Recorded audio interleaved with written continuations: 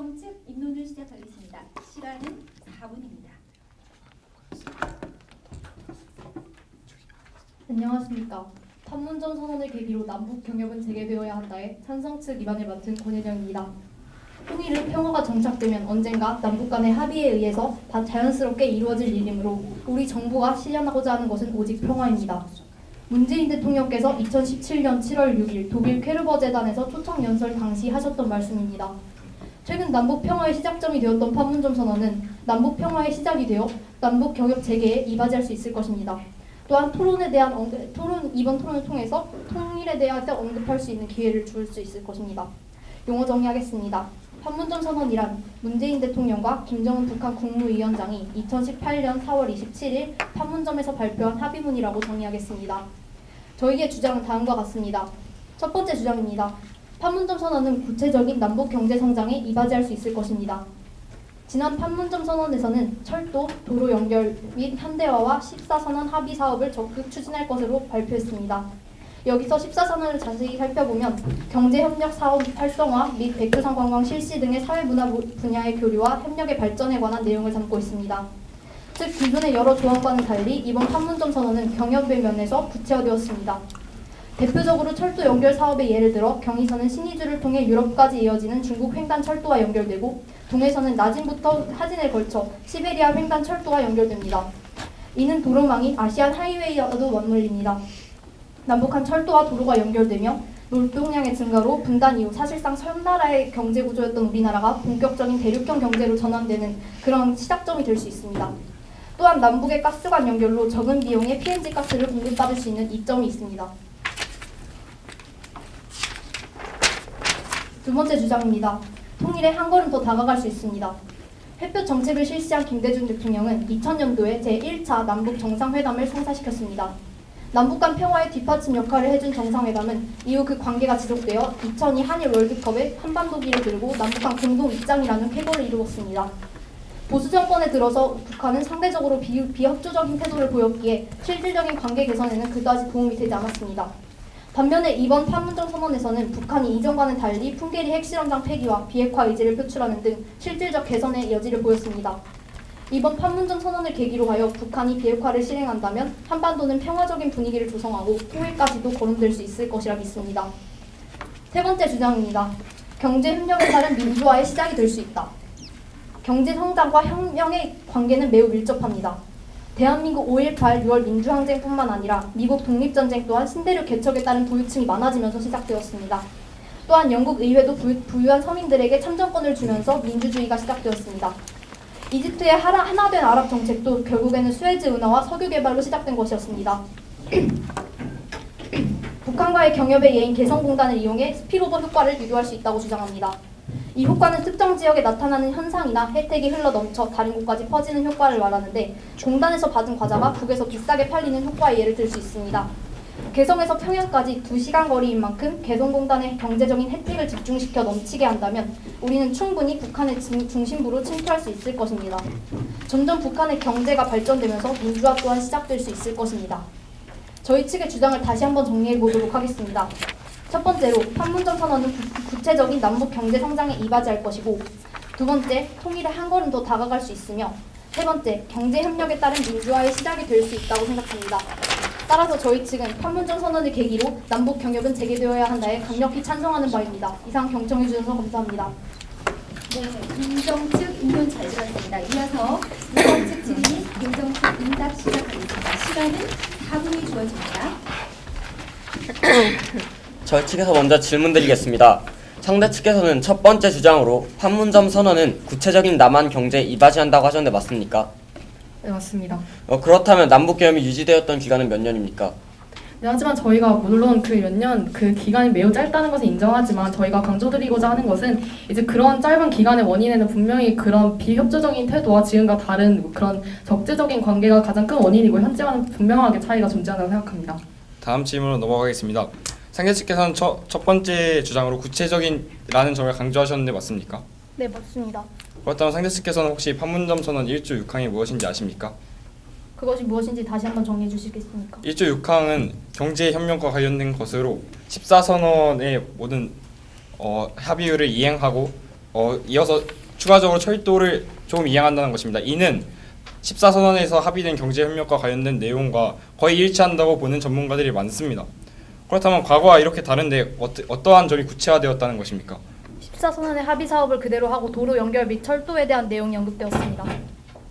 하지만 14선언에도 도로 연결 및 철도와 같은 내용은 충분히 논의되었습니다. 네, 그것이 이행되지 않았기 때문에 다른 것도 포함해서 새로 적극 추진할 것으로 포함되는 조항이 만들어졌습니다.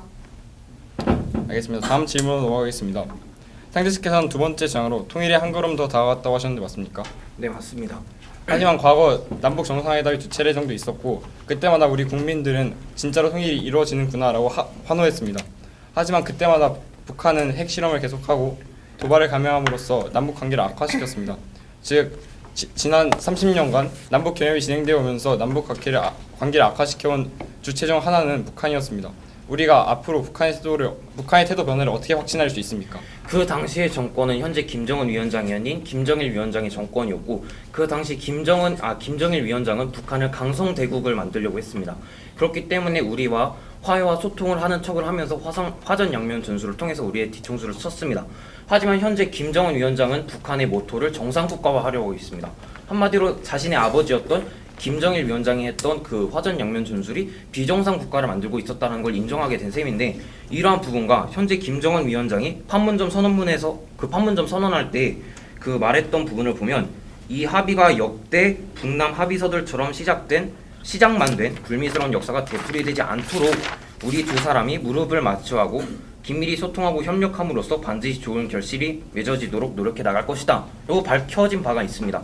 그렇기 때문에 저희 측은 지금 말씀을 하신 것보다는 현재로서의 정권이 바뀐 북한은 충분히 신뢰를 할 수 있는 그런 국가라고 저희는 생각을 합니다. 하지만 과거 김정은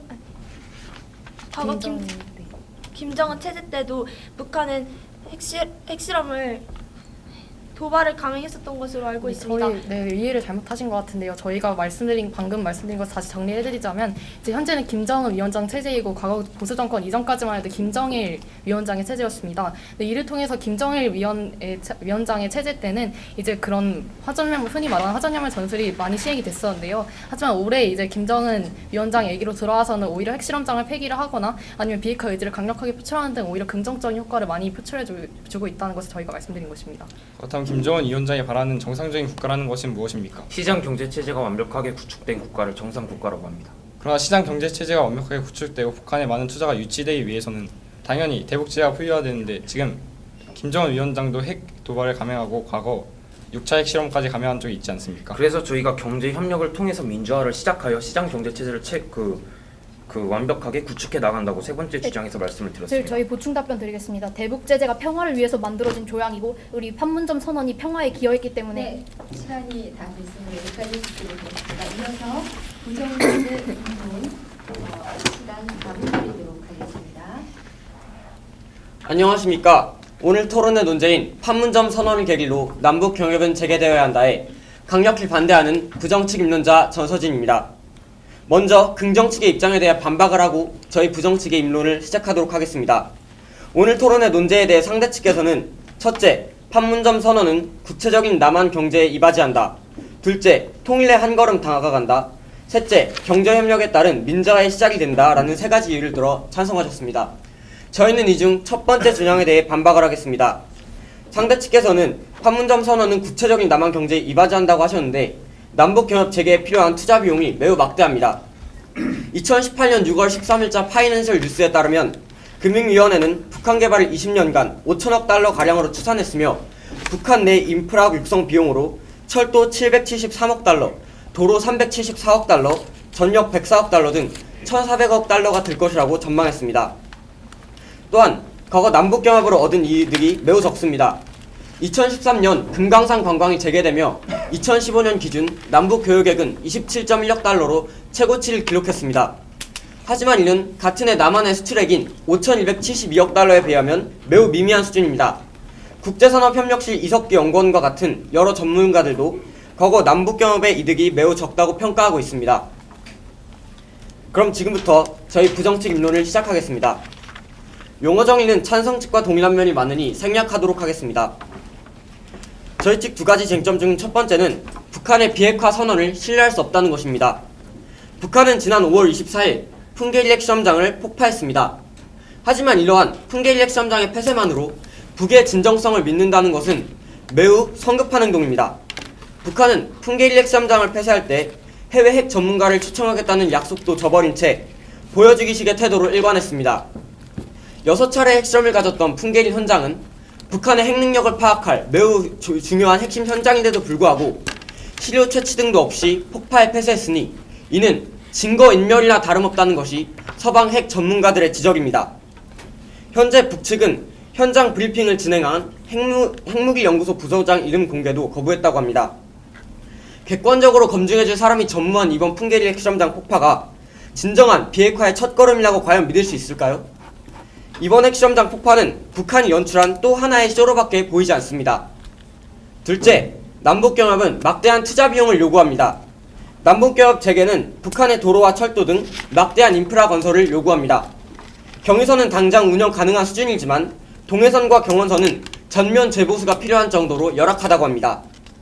정부가 마련한 한반도 통합 철도망 마스터 플랜에 따르면 주요한 7개의 노선을 최대 시속 100km로 달릴 수 있게 하려면 철도 개설과 신설에 약 37조 8천억 원이 든다고 전망했습니다. 하지만 서울 신의주간 고속철도 건설까지 고려한다면 이 사업 규모는 훨씬 더 커집니다. 2018년 5월 4일 연합뉴스에 따르면 개성공단 확장, 신의주 황금표 개발, 나선 무역경제지대 개발, 각종 광물 재련시설과 발전소 건설, 물류센터 조성 등 인프라 재건 비용으로 270조 원이 들 것이라고 전망했습니다. 이렇게 막대한 비용을 들여 투자를 해도 북한이 우리와 개발권과 수익을 공유해서 윈윈할지 의문이 듭니다. 따라서 저희 반대 측은 첫째, 북한의 비핵화 선언을 신뢰할 수 없다. 둘째, 남북경협은 막대한 투자 비용을 요구한다 라는 두 가지 이유로 오늘 논제에 대하여 강력히 반대하는 바입니다. 이상으로 부정측 입론 마치겠습니다. 경청해 주셔서 감사합니다. 네, 잘 들었습니다. 이번에는 긍정측 질의 및 부정측 인터뷰 드리겠습니다. 역시 동일하게 시간은 4분입니다. 질의드리겠습니다. 개성공단은 일찍 중단되었기에 투자를 하고 바로 중단되어서 손해가 발생한 것 아닙니까?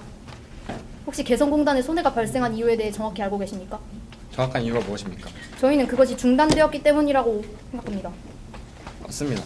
네, 이제 저희가 말씀드리고 하는 것은 이제 개성공단 같은 경우에서는 실패 사례에 대해서 많은 사람들이 이것은 효과성이 입증이 없다는 것이 입증이 된 것이다라고 쉽게 당겨졌지만 그 진실을 저희가 말씀을 드리자면 이제 개성공단 같은 경우에서는 이제 실시한 지 얼마 안 돼서 여러 가지 그런 정권적인 부딪힘으로 이렇게 단기간에 폐지가 되었습니다. 즉 모든 것을 실행함에 있어서 단점이 나오기 마련이고 그 단점을 개선하는 것이 바로 장점으로 이끌어가는 일입니다. 근데 이를 통해서 저희가 말씀드리고자 하는 것은 이제 단기간 동안 실행되었기 때문에 개선점을 찾기가 너무 부족한 시간이었고 그렇기 때문에 어떻게 보면 개성공단이라는 가장 대표적인 남북 경협은 어떻게 보면은 이제 부정적인 효과성이 나올 수밖에 없는 것은 당연한 것이라고 생각하기 때문에 저희는 장기적인 것을 보고서 해야 된다 생각합니다. 물론 저번 개성공단, 금강산 관광 같은 남북경협과 이번 남북경협의 규모가 매우 다르다는 것은 알고 있습니다. 하지만 이에 대해서 정확하고 구체적인 이득을 얻기 위해서는 북한 간에 제대로 된 이해관계가 형성돼야 된다고 생각합니다. 저번 남북경협에서 한국, 남한이 손해를 봤던 이유 중 하나는 북한의 합작기업화입니다. 북한은 남한을 포함한 여러 외국 기업을 합작기업시켜 개발권과 수익을 공유하지 않고 자신들의 이익을 챙기기 위해서만 노력했다고 합니다.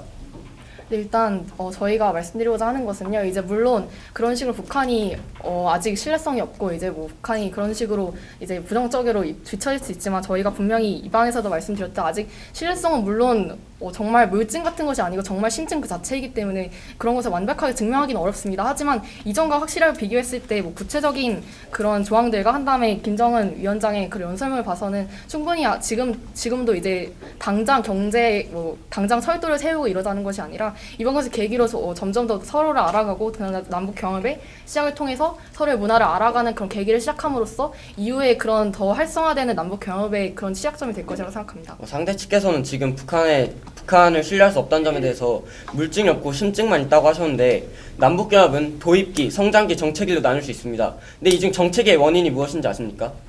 네, 말씀해 주세요. 정체기의 원인은 2008년 금강산에서 박광자 씨 피살 사건, 2010년 천안함 피격 사건, 2016년 북한의 4차 핵실험 등 북한의 도발이 남북경협을 정체기로 만들었습니다.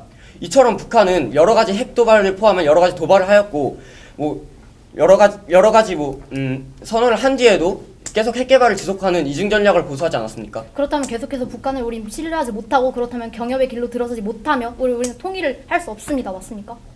상대 측의 주장대로 하자면 우리는 통일을 절대 할 수 없고 북한을 믿을 수 없고 북한과 전혀 협력을 할 수 없습니다. 맞습니까? 저희 측에서도 잠정적으로 통일에 대해서 완전히 반대하는 것은 아닙니다.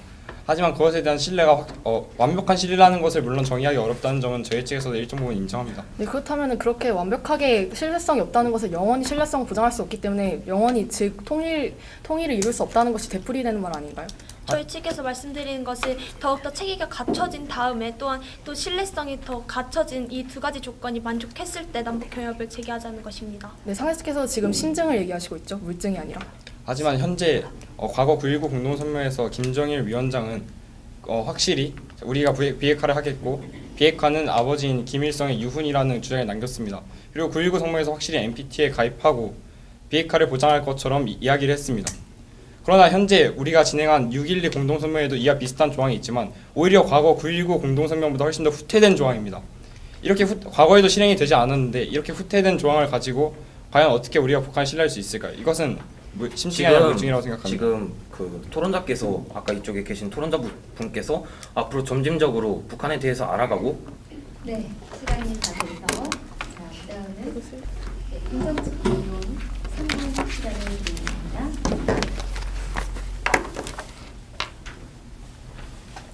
네, 안녕하십니까. 판문점 선언을 계기로 남북 경협은 재개돼야 한다에 찬성 측 반박을 맡은 가만히 있을 팀의 심한입니다. 네, 일단 상식에선 첫 번째 문점, 즉 저희의 반론적인 그런 입장으로 투자 비용이 막대하다. 그리고 두 번째로 이반 첫 번째로 비핵화 선언은 신뢰를 불가하다. 그리고 마지막 문점으로 투자 비용이 막대하다로 말씀해 주셨습니다. 네, 일단 시작하기에 앞서서 상식에서는 첫 번째 문점과 그리고 말씀해 주신 두 가지 문점 중에서 이제 두 번째 것이 일치한다고 생각을 하기 때문에 같이 반박을 하도록 하겠습니다. 네, 일단 첫 번째 그리고 마지막에서 이제 투자 비용이 막대하다고 말씀해 주셨는데요. 하지만 저희가 생각하기엔 서로 협력을 하는 데 있어서 손해를 보는 것은 당연하다고 생각합니다. 즉 항상 두 입장이 서로 협력하는 데 있어서 어디까지나 둘 다 완벽하게 한치의 오차도 없이 평등할 수는 없다는 얘기인데요. 이는 저희가 기업이 실제로 우리 사회에서 일하는 기업과 기업 사이나 아니라 기업과 상거래 사이에 그런 투자를 예를 들어드릴 수 있겠습니다. 투자 같은 경우에서도 기업들이 이렇게 자신의 그런 돈을 써가면서 즉 아무런 그런 보장도 없이 그저 자신의 돈을 이렇게 더 이바지하는 데 쓰라는 식으로 이렇게 계속해서 투자를 하는 것은 그만한 그 이후에 더 투자한 비용의 그 이상의 효과를 보기 위한 그런 처음에 정책이라고 생각을 합니다. 그래서 저희가 이제 강조드리고자 하는 것은 이제 모든 것이 완벽할 수는 없다는 것인데요. 투자 비용이 막대하고 실제로 철도 그런 것을 이제 실행하는 데 앞서서 굉장히 많은 8조 원 가량의 그런 엄청난 경제적 비용이 소요되는 것은 저희도 어느 정도 인정하는 바입니다. 하지만 이렇게 철도 연결 사업이 그런 경제적인 것에 앞서서 오히려 국민들이 오히려 그런 경제적 효과를 보고 이것을 추진해야 된다. 또한 이런 것은 효과성을 기대할 수 있다. 이런 의견들이 충분히 존재를 한다는 것은 그만한 기대성을 국민들 역시 알고 있기 때문입니다. 근데 저희가 말씀드리고자 하는 것은 이제 이런 투자 비용이 아무리 막대할지라도 그 이후에 최선책으로 실행했을 때 오히려 이익이 더 보장될 가능성이 있기 때문에 이것은 맞지 않다고 저희 반대를 하는 바입니다. 또한 두 번째 원점에서 이제 비핵화 선언은 신뢰가 불가하다고 말씀해 주셨습니다. 하지만 저희가 말씀드리고자 하는 것은 이제 앞서 이반과 반박 교차 질의에서도 말씀드렸듯 이제 이전에 그런 여러 가지 14 공동 선언이나 이런 선언들과는 달리 판문점 선언은 확연하게 차이점이 존재합니다. 저희가 그거에 대해서는 그 타당성을 증명할 수 있는 두 가지 이유를 대드리겠는데요. 일단 첫 번째 이유는 저희가 앞서 이반의 첫 번째 문장에서 말씀드렸던 아주 체계적인 그런 조항들이 이루어졌다는 것입니다. 또한 두 번째 문장 같은 경우에서 저희가 앞서 말씀드렸던 김정은 위원장의 판문점 선언 이후 연설을 드릴 수가 있는데요. 우리가 오늘 남과 북이 서로의 전체 인민들과 세계가 지켜보는 가운데 수표한 이 합의가 역대 북남 합의제도처럼 시작된 불미스러운 역사가 되풀이되지 않도록이라는 것을 강조했습니다.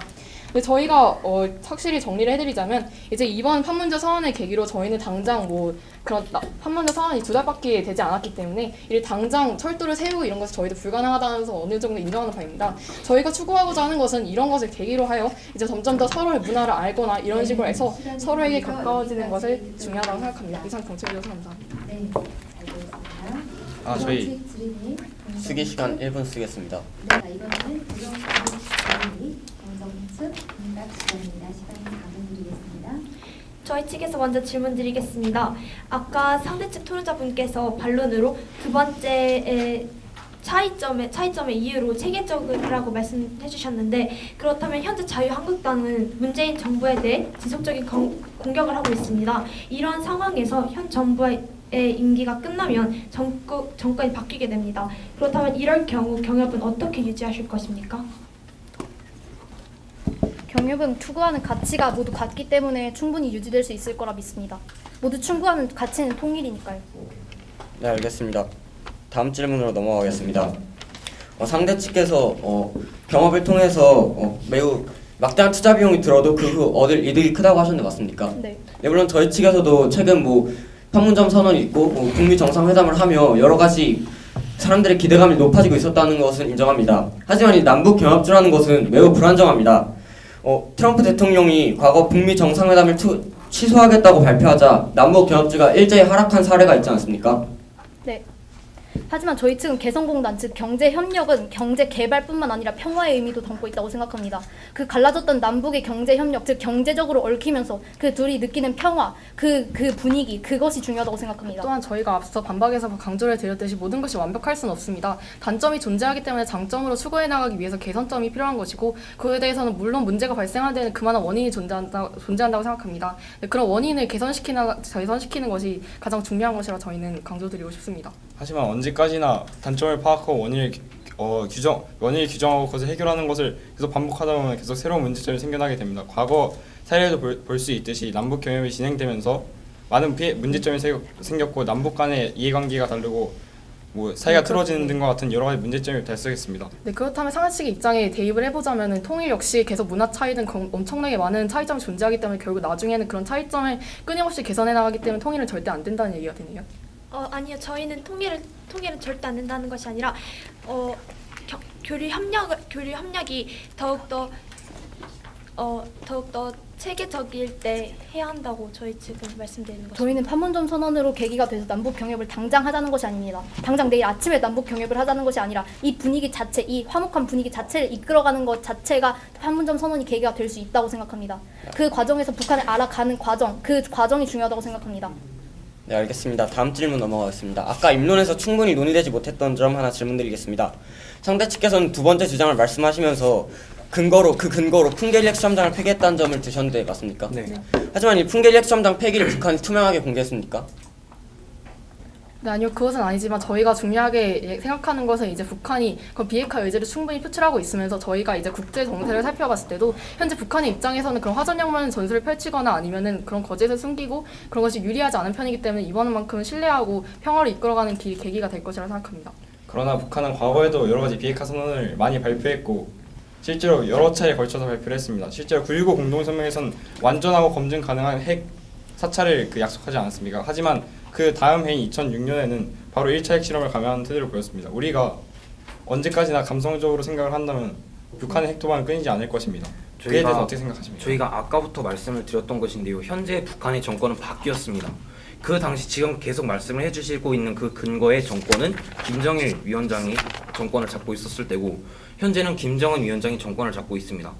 그리고 또한 저희가 아까부터 말씀을 드렸다시피 김정은 위원장은 판문점 선언에서 이 전과 같은 그런 역사가 되풀이되지 않도록 하겠다는 말을 직접 밝힌 적이 있습니다.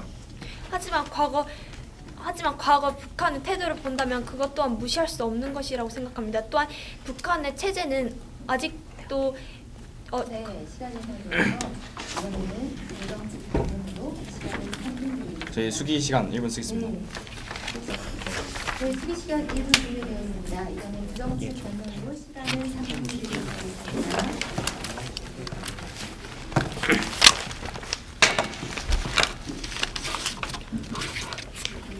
시작할까요? 네, 질문해주세요. 안녕하십니까. 부정측 반론을 맡은 최민규입니다. 긍정측 입론 잘 들었습니다. 오늘 토론의 논제인 판문점 선언을 계기로 남북 경협은 재개되어야 된다에 상대 측에서는 첫째, 구체적인 남북 발전의 이바지, 둘째, 통일에 한 걸음 더 다가갈 수 있고, 셋째, 경협에 따른 민주화가 실현이 될 수 있다고 하셨습니다. 하지만 저는 상대팀의 주장에 동의할 수 없으며 상대팀의 이 세 가지 주장 중 두 번째 주장과 세 번째 주장에 대해 반론을 하고 저희 측 입론자가 반론한 첫 번째 주장에 대해서는 논거를 보강하겠습니다. 또 아까 교차질에서 제대로 논의되지 않은 점에 대해서는 다시 한번 논거를 보강하도록 하겠습니다. 상대 측에서는 두 번째 주장으로 통일에 한 걸음 더 다가갈 수 있다고 하셨는데 저희 측은 이 주장에 동의할 수 없습니다. 상대 측께서 근거로 제시하신 흉기리 핵실험장 폭파는 아까 교차 조사에도 말했듯이 불투명하게 공개되어 있습니다.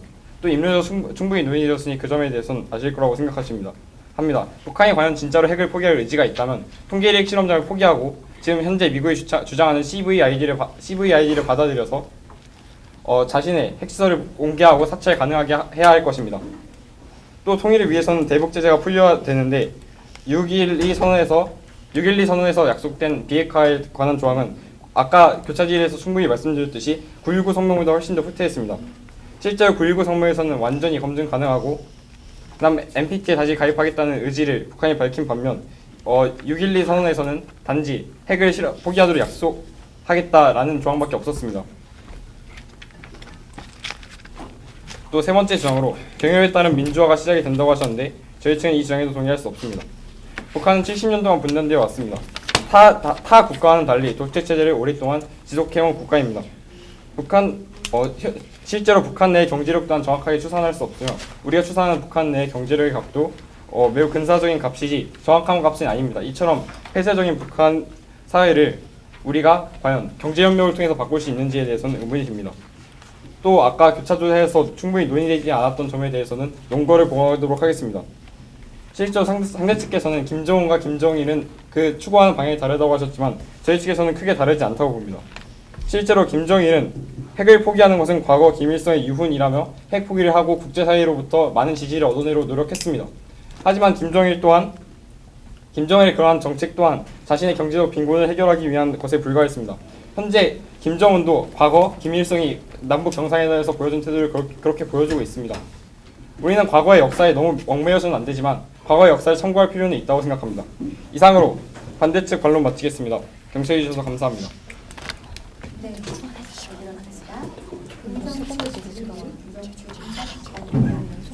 주어집니다. 질의드리겠습니다. 상대 측은 통일이 필요하다고 생각합니까? 네, 저희는 잠정적으로 통일이 필요하다고 생각합니다. 그렇다면 그에 따른 경제 협력도 필요하다고 생각하십니까? 그에 따른 경제협력은 필요하지 않다고 생각합니다. 그에 따른 경제 협력이 필요하지 않다면 그 폐쇄된 북한을 다시 끌어오기 위해서는 뭘 해야 하죠? 인도적 차원에서 지원된 것 같은 것으로 꼭 남북 간의 경제 협력이 일어나지 않더라도 이를 해결할 수 있다고 생각합니다. 저희는 인도적 차원의 지원이 개성공단과도 연결될 수 있다고 생각하는데 어떻게 생각하십니까? 아까 저희가 언급드렸던 스피로버 효과에 대해서 더 말씀드릴까요? 그것에 대해서는 저희 측에서도 이미 충분히 인지하고 있습니다. 하지만 경협 사업과 연결되어 있을 뿐이지 완전히 동일시하는 것은 오류라고 생각합니다. 그 이유는 현재 그 개성공단이 잘 가동되고 있다가 그것이 끊어짐에 의해서 개성공단에 있던 많은 기업들은 그리고 기업가들은 피해를 입을 수밖에 없었습니다. 이러한 점에서 개성공단에는 인도적인 차원과 더불어 경제적인 부분 또한 가미되어 있으며 이러한 경제적인 협력은 당연히 국제사회의 이해관계를 반영하기 때문에 불안정하다는 것입니다. 저희가 앞서 반박에서 말씀을 드렸는데요. 개성공단 같은 경우에서는 그 실패 원인이 이제 단기간 동안 운영되었기 때문입니다. 다시 한번 강조를 드리자면 이제 단기간 동안 운영되었기 때문에 개선점을 찾을 수가 없었고 단점만 부각된 채로 그것을 해결시키지 못한 채 단기간에 그렇게 끝나버렸습니다. 그럼 과연 이것이 엄청나게 좋은 효과만 나올 수가 있었을까요? 아까도 논의드린 점인데 그렇다면 개성공단이 중단되었던 이유는 무엇입니까? 보수 정권의 도입 때문입니다. 네, 그것도 있고 또한 북한의 2016년에 핵실험이 있었기 때문입니다. 또한 원활한 답변을 위해서 한 가지 질문을 드리겠습니다. 지난 6.12 북미 정상회담의 비핵화 관련된 내용을 말해주시기 바랍니다. 북한은 지속해서 CBID 의지를 그 미국 대통령 도널드 트럼프 대통령이 계속해서 언급해오고 있습니다. 네, 그리고 저희가 말씀을 드리자면 방금 예를 이제 핵실험 예로 들어주셨는데 지금 그것은 완전히 정반대의 상황이라고 보는데요. 방금 상식께서 이제 그때는 이제 핵실험이 있었기 때문에 개성공단이 중단되었다는 것을 인정해 주셨습니다. 하지만 현재 2018년에 와서는 아예 그와 정반대로 이제 오히려 핵실험장을 폐기하는 물론 상식께서 이렇게 증거가 불충분한 이런 주장을 해주실 수 있겠지만 일단 그런 의지 표현 자체는 엄청나게 정반대 거를 말하고 있기 때문에 분명히 차이점이 있다고 생각합니다. 그렇다면 상대 측께서는 북한이 대화의 장에 나온 이유가 무엇이라고 생각하십니까? 자신의 체제 인정입니다. 또한 보충 답변을 드리자면 아까 저희가 말씀을 드렸다시피 현재 북한의 경제가 되게 악화되어 있지 않습니까? 이런 경제를 김정은이 살리기 위해서 북한의 체제를 시장 경제 체제로 바꾸기 위해서라고 저희는 생각을 합니다. 맞습니다. 그렇다면 아까 제가 반론에서 말씀드렸듯이 김정일 체제와 김정은 체제는 거의 동일시되어도 되는 정도로 추구하는 목표가 같다는 점을 말씀드렸습니다. 그런데 김정일 체제에도 빈곤했고 이를 채우기 위해서 경제협력을 한 건 아닙니까? 따라서 북한에게 지원된 돈은 민생 안정에 쓰였습니까? 과연? 네, 그렇다면 네, 제가 답변을 드리자면 현재 지금 말씀하신 취지가 저희가 북한에게 지원한 금액이 아무래도 북한이 핵실험이나 그런 다른 방도로 사용된 것 같다라고 말씀을 해주신 것 같은데요. 저희가 조사한 바로 따르면 그 청와대 내부 전화 연결 전선의 그 내용에 따르면은 그 전 박근혜 대통령께서는 그 현재 북한이 우리가 지원한 그 금액이나 쌀들을 뭐 다른 부분에 사용한 그런 근거가 없다, 확실한 근거가 없다라고 밝힌 적이 있습니다. 알겠습니다. 다음 질문 넘어가겠습니다. 아까 상대 측께서는 저희 측 개성공단에 대해서 얘기하셨는데 저희 측은 개성공단이 실패했다고 이야기한 적은 없습니다. 다만 개성공단이 북한과 남한과의 정치적 상황 때문에 중단되었기 때문에 그에 따른 피해가 발생했다고 말씀드린 것입니다. 그렇다면 그에 대한 피해를 모면하기 위해서 즉 실패하지 않은 개성공단을 다시 재개해야 되겠네요. 실패하지 않은 결과, 즉 실패하지 않은 결과를 초래한 그 남북 경협, 즉 그 경제 협력, 그걸 다시 재개하는 것이 맞습니다. 맞습니까? 저희 측 하지만 그렇기 위해서는 남한과 북한 사이의 관계에서 신뢰감이 있어야 되는데 그러한 신뢰감이 현재는 매우 떨어져 있다고 생각합니다. 저희가 계속 강조드리고 있지만 판문점 선언을 통해서 지금 당장 경협을 하자는 것이 아니라 이 분위기를 이어가는 것 자체가 판문점 선언이 계기가 돼서 할 수 있다고 생각합니다. 긍정측 변론이겠습니다. 시간은 3분입니다. 1분 사용하겠습니다. 네, 마지막 긍정측 수리 시간 요청하셔서 1분 드리도록 하겠습니다. 긍정측 변론이겠습니다. 시간은 3분입니다. 안녕하십니까. 판문점 선언을 계기로 남북 경협은 재개되어야 한다의 찬성 측 결론을 맡은 강원설팀의 김승재라고 합니다. 우선 상대 측께서는 이번 주제에 대하여 반대를 하시면서 북한의 비핵화를 신뢰할 수 없다, 또한 막대한 비용이 필요하다라는 두 가지 근거를 들어주시면서 이번 문제에 대하여 반대를 하셨습니다. 하지만 저희 측이 생각을 하기에 상대 측께서 말씀하신 첫 번째 주장, 북한의 비핵화를 신뢰할 수 없다라는 주장에 대해서는 저희 측이 아까부터 계속 말씀을 드렸다시피 그 당시 지금 상대 측께서 근거를 들어주시고 계신 뭐 천안함 사건이나 뭐 연평도 포격 사건 이런 것들은 전부 김정일 전 위원장 시대 그 정권이 했던 것이고 당시 김정일 위원장은 북한을 강성대국으로 만들려고 했습니다. 하지만 현재 그의 아들이었던 김정은 그 위원장은 현재 북한을 정상국가화로 만들려고 하고 있습니다. 아버지가 하려고 했던 이 강성대국을 아들인 김정은 위원장은 비정상국가라고 인정을 한 것입니다. 그렇다면 여기서 말하는 정상국가는 무엇이냐? 아까 저희가 말씀을 드렸던 시장경제체제가 완벽하게 구축된 그러한 체제를 저희는 시장경제체제라고 말을 하고 있습니다. 이러한 시장경제체제가 구축이 되기 위해서는 현재 북한은 우리나라와의 경제협력이나 다른 나라들의 원조를 통해서 우선 그 북한 내의 내수시장 확보를 통해서 조금 더 경제적으로 발전을 해야 할 필요가 있고, 따라서 저희 측은 이러한 경제협력을 통해서 우리나라와 북한이 서로 상호작용을 통해서 북한의 시장경제가 활성화되고 저희가 세 번째 주장에서 말씀을 드렸던 민주화가 시작이 되면서 그에 앞서 통일까지 바라볼 수 있는 일석이조의 효과를 낼 수 있는 것이 바로 저희는 판문점 선언을 통한 경제협력이라고 생각을 합니다. 두 번째로 막대한 비용이 필요하다라고 말씀을 해주셨습니다. 하지만 저희가 생각을 했을 때는 이 당시 개성공단이 발전이 되었을 때는 저희 다른 사람들이 투자할 시간도 주지 않고 보수 정권에 의해서 개성공단이 너무 일찍 중단되어 버렸습니다. 하지만 현재 판문점 선언을 통해서 우리는 통일까지 바라볼 수 있는 시대가 왔고 저희는 저희 측 두 번째 주장을 통해서 통일에 한 걸음 더 다가갈 수 있다는 확신을 얻게 됐다고 생각을 합니다. 그래서 저희가 생각을 했을 때 과거를 생각하면 더 이상 발전이 없다고 생각을 합니다. 뭐 과거를 생각하고 과거를 인정하는 것은 저희는 좋다고 생각을 합니다. 하지만 너무 그 과거 자체에 얽히고 설키면 아무것도 할 수 없다고 저희는 생각을 합니다.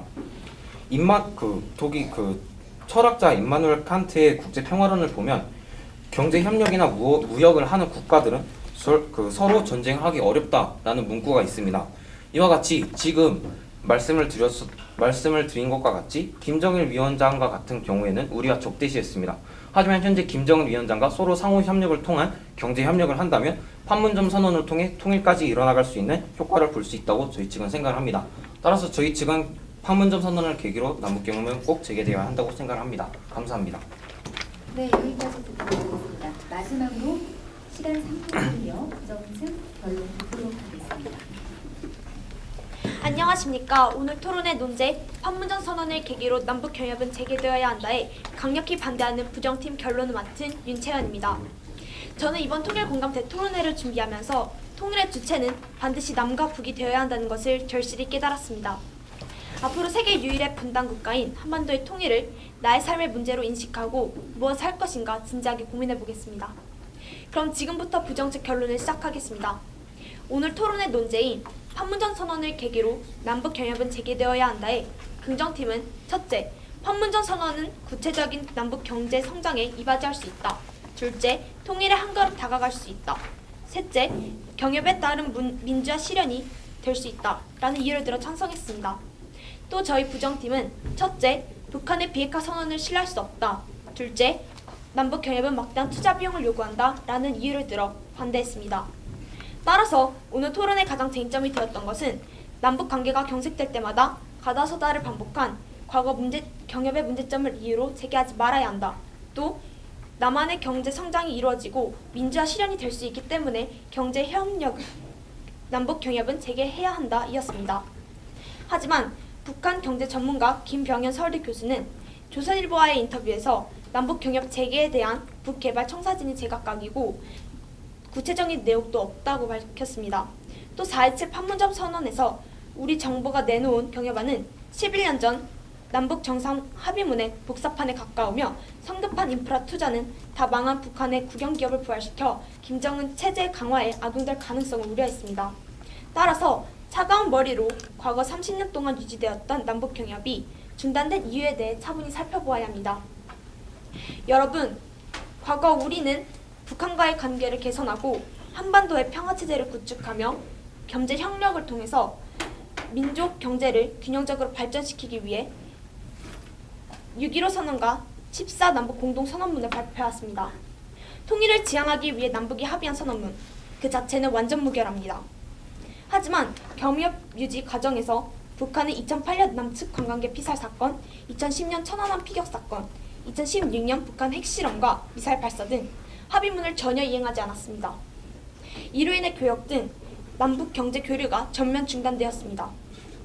따라서 이성을 잃고 감성적으로 남북 경협을 재개한다면 지난 과거의 역사를 되풀이할 뿐입니다. 따라서 저희 팀은 첫째, 북한의 비핵화 선언을 신뢰할 수 없다. 둘째, 남북 경협은 막대한 투자 비용을 요구한다. 라는 이유를 들어 반대했습니다. 이상으로 부정책 결론을 마치겠습니다. 오늘 토론 정말 뜻깊었습니다. 네, 정말 양측의 팽팽한 토론 잘 들어봤습니다. 우리 박수 한번 보내드릴까요?